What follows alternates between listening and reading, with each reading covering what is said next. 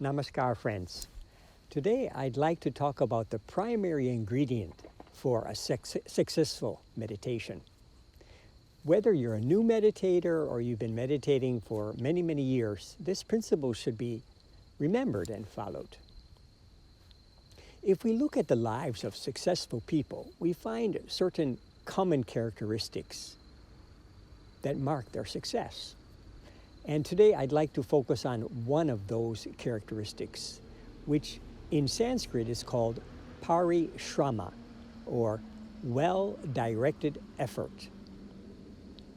Most of us are aware of our physical and our mental aspects of our life.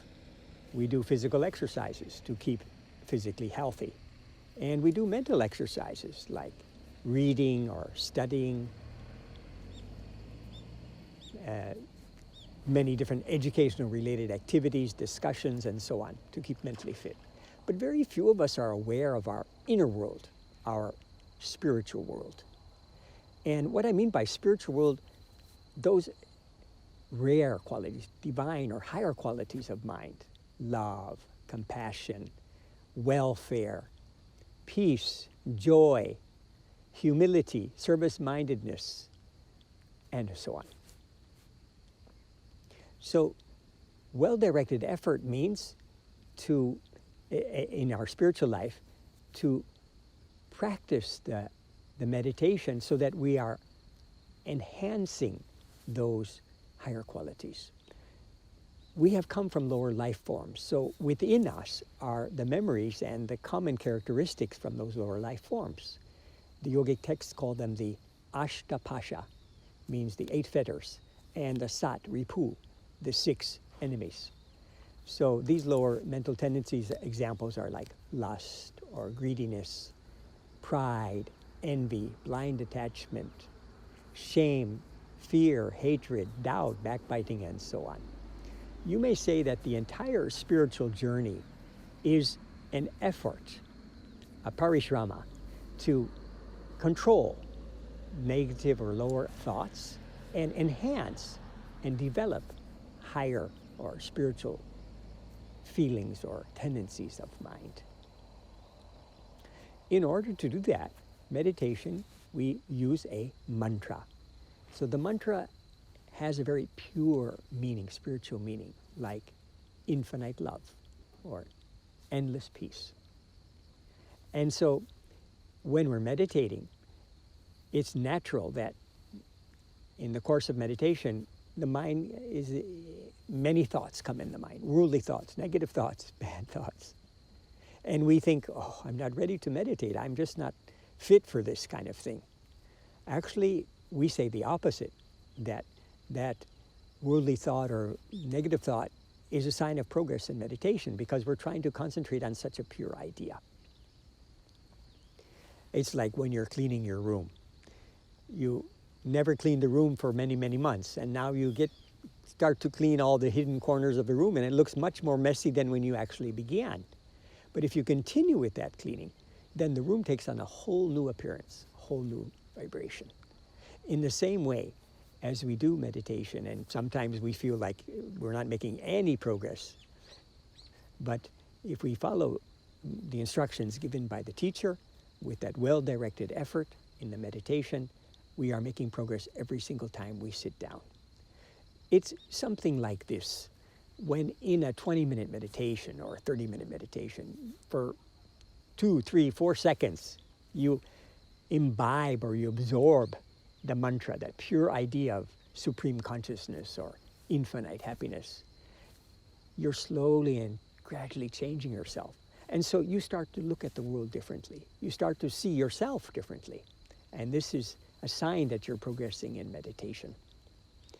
So it is bringing into reality that fundamental truth of the mind, which says, as you think, so you become.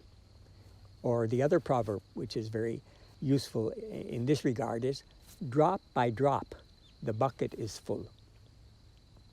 So it's likely that the jogger or the weightlifter, they don't like to do their practices every day, but invariably when they've finished, they feel more strong, more energized, and mind is more clear. And that's exactly the same thing that happens to us when we do our meditation regularly. So to help us outside of meditation, to control the negative thoughts, yogic texts advise us to follow YAMA and NIYAMA, the 10 universal principles of morality. They're explained in other videos of this channel. And the universal principles of morality and meditation, they synergize. When we follow or try to follow an ethical lifestyle, it gives us the strength to, it makes our mind strong and pure. And with that strong and pure mind, we can do deep meditation. And when the meditation is deep, we have the wisdom and the strength to follow the principles in a better way. So life and meditation is like life. It goes through different phases. Your meditation will have different phases. So sometimes you will feel meditation is very easy. And sometimes you feel, wow, I can't sit more than 2 minutes.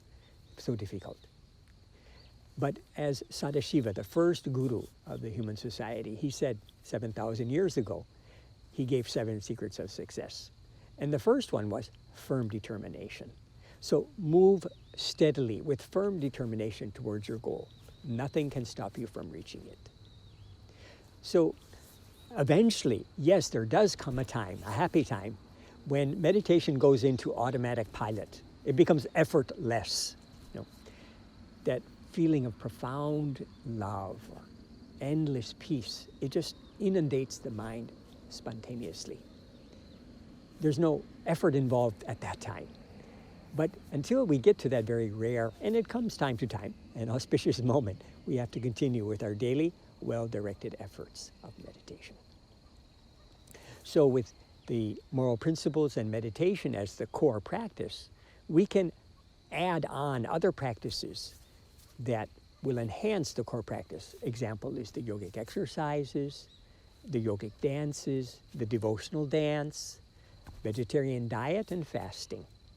So together, all of these put together, they create a new spiritual-based lifestyle.